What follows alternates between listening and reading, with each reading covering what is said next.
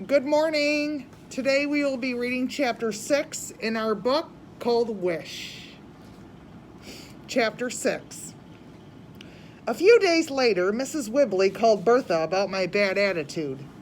That day in school, she had asked me if I had 2/3 of a piece of pie, and I wanted to give half to my sister. Then how much of the whole pie would that be?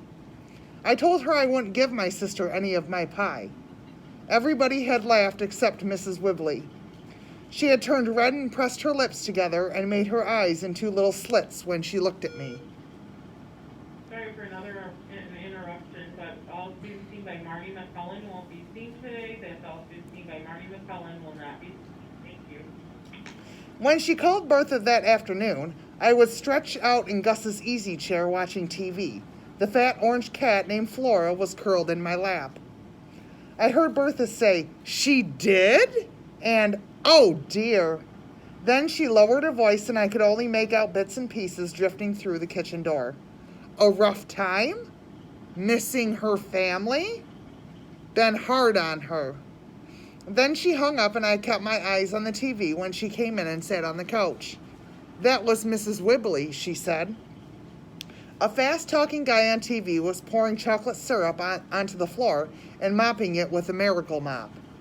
"She told me you've been a little rude in school," Bertha said. Now, the man on TV was showing the sets of knives that came free with the miracle mop. Then Bertha started going on and on about how she knows how upset I must be about my family being all broken, like it was. Well, she didn't use the word broken, but she might as well have.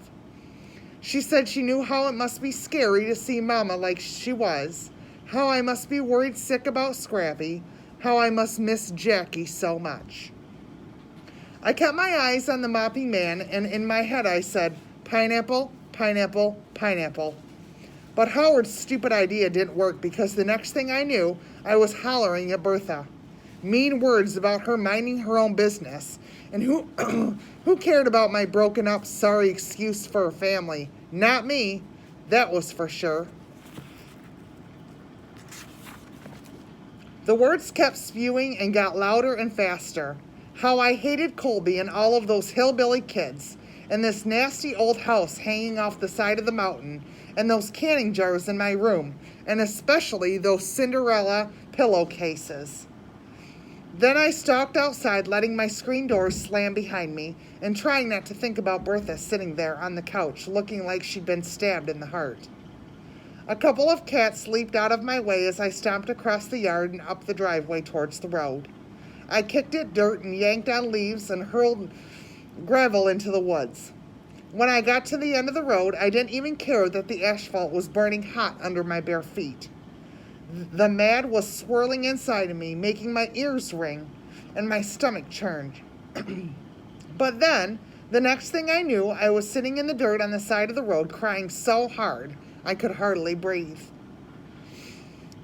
What was wrong with me? Why had I said those mean things to Bertha? Why was I acting so hateful at school?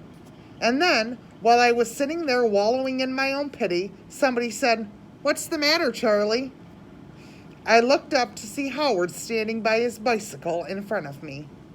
I put my head on my knees and mumbled, "Nothing." "Well, it must be something," he said. "Go away." "Nah."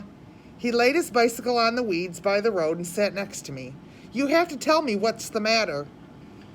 This boy beat all. He sure had a lot of gumption for a little old red-headed up-down boy.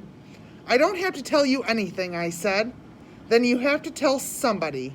He pushed on his glasses. "Why?" "My mama says you should never keep your troubles to yourself.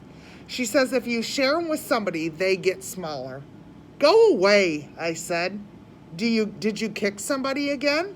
I shook my head. "Poke them with a pencil?" "No," I hollered. "Mama made this needlepoint sign that says, if all of our troubles were hung on a line, you'd choose yours and I'd choose mine." I lifted my head and stared at him. "What's that supposed to mean?" I asked him. "It means everybody got troubles, and some of them are worse than yours." He yanked at a blade of grass and tossed it in the road. "Or something like that," he added. "Ha! That was a good one. I couldn't think of anybody with worse troubles than me. Then I looked at Howard with his eyebrows knitted together and a look of pure worry on his face. And before I knew it, I was spilling those troubles out on him.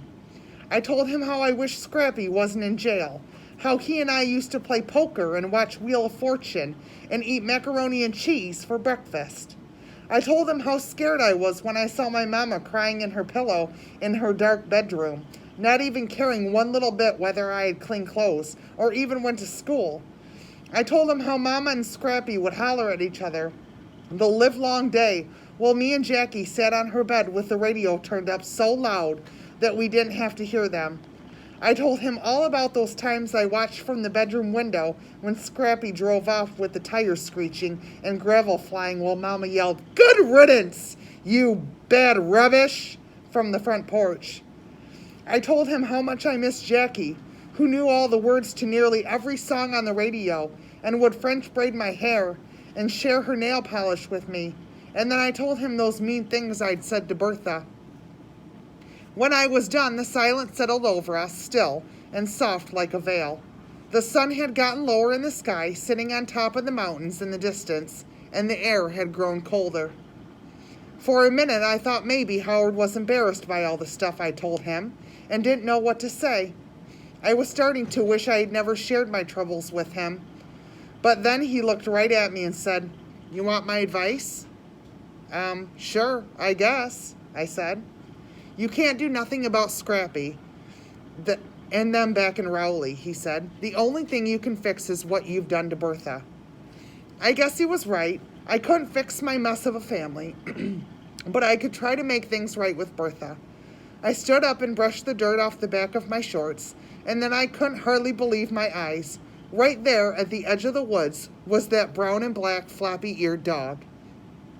I put my finger to my lips and went, "Shh." The dog was watching me with his head cocked to the side.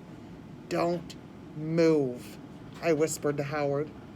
I took one slow step towards the dog, and guess what? He wagged his tail. Two tiny little wags, that dog. He liked me. "Hey, fella," I said, taking another slow step. Then, wouldn't you know it, a car came roaring up the road and whizzed past us, and that dog darted off into the woods. I stomped my foot. Dang it! I'd almost forgotten Howard was there when he said, "I've seen that dog before."